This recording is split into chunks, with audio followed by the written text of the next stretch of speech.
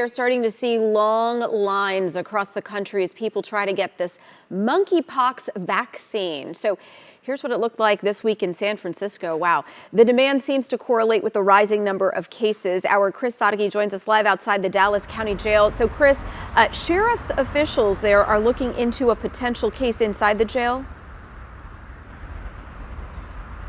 That's right, Sonia, and we know that jails can be places where these viruses can spread quickly. We saw that during COVID, and now the sheriff's office investigating if someone in jail custody possibly has monkeypox. The sheriff's office is working with Parkland Hospital to investigate that case and also add testing and other protocols in place for the jail. So far in Dallas County, there are only 14 confirmed cases, 2 cases in Tarrant County and 1 in Denton County. But even though the case count is low here, the concern is growing greater in other parts of the country. In New York, for example, cases are doubling at a rate of every 6 days, and demand for the vaccine is high even though supply is very low. How low? The entire state of Texas only has 726 doses of the monkeypox vaccine. Still, we want to be clear, monkeypox is not COVID. It does not spread nearly as rapidly, and spread typically involves some kind of skin-to-skin contact. Also, symptoms like rash and body aches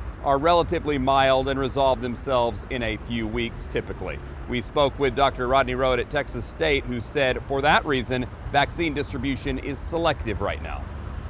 You can't just start handing out, thousands of doses of monkeypox because people just want it. If you're not in a risk group, if you haven't traveled to Africa, if you haven't, had known exposure with somebody that has had monkeypox, then probably you're not going to be on the highest priority right now. And in the meantime, the U.S. is trying to obtain more doses of the vaccine. Health and Human Services has ordered 2.5 million doses expected to arrive sometime later in the year. Sonia.